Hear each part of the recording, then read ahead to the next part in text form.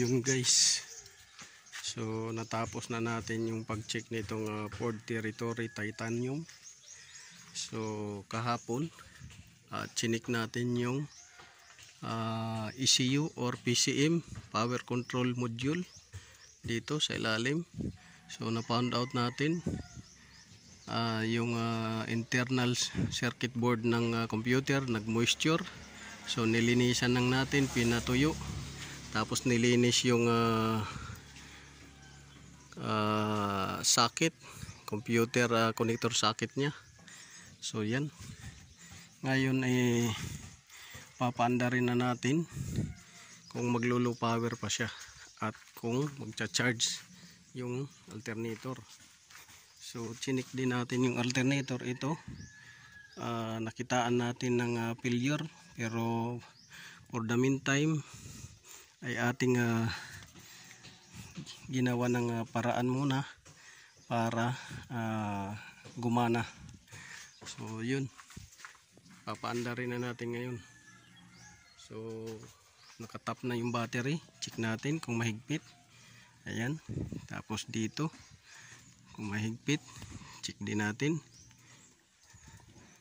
So far mahigpit, higpit siya. Tapos dito, so 12.5 or 6. So papaanda rin na natin, kunin natin yung susi ito. So maulan dito guys, pero ating ipapakita sa inyo yung ginawa natin Ford Territory kung may low power pa ba. So dala natin yung susi, lapag natin dito, tapos ignition on natin, tapos yan. So appear dito, milaw na yung ano. So ngayon ating paanda rin. So yan,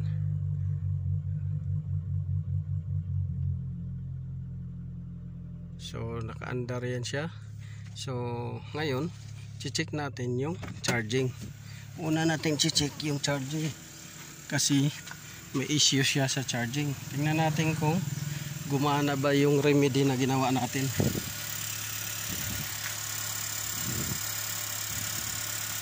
So tingnan natin ngayon. Teka lang.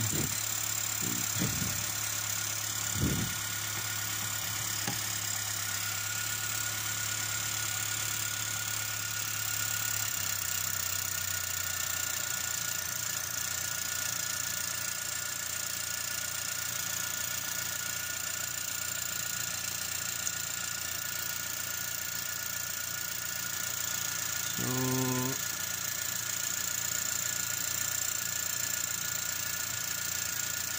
tingnan natin kung gumana ba.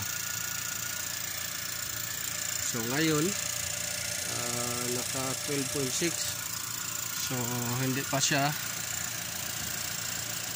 gumana.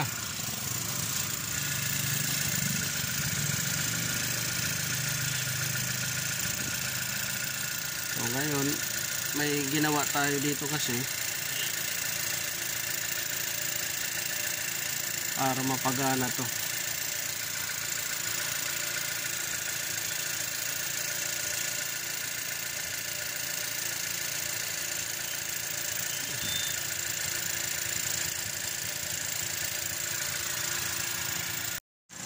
So dito guys, tingnan natin. So yan, nag-charge na siya. Ayan, so pailawin natin 14.2 yan, 14.2.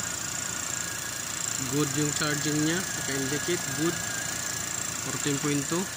so ngayon pailawin natin lahat kung mag-drop ba siya. So kasi may issue to ng charging. So yan, naka-inaw lahat, i-hazard natin, naka-aircon pa yan guys. Ngayon dito tayo. Ayan. So naka-aircon siya, naka-hazard, naka-ilaw lahat ng ilaw, pinailaw natin.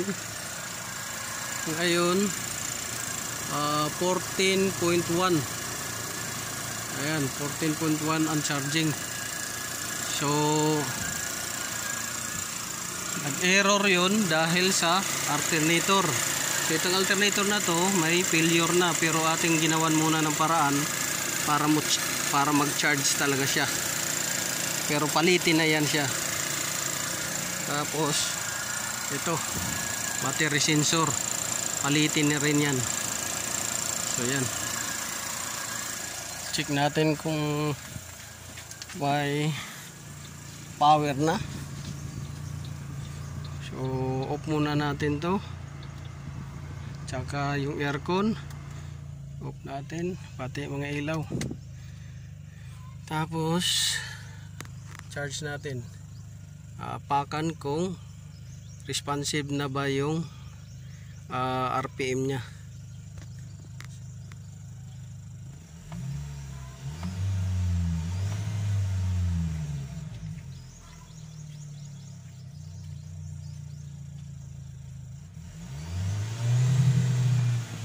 So yun, nagre-response naman yung ano nya, RPM. So far okay yung performance niya ngayon. So yun lang guys. So una, ang issue nito ay charging. So nagcha-charge na siya.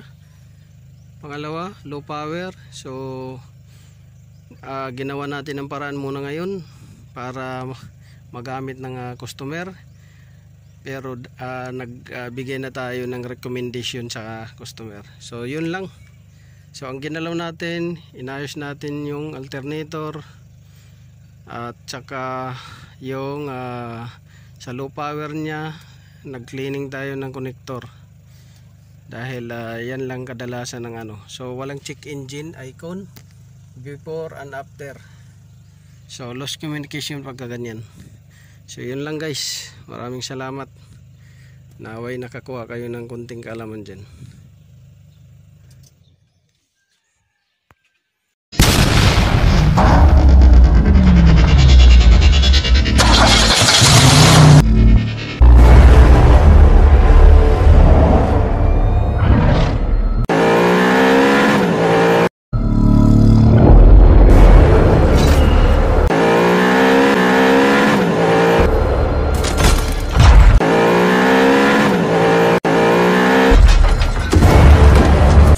Make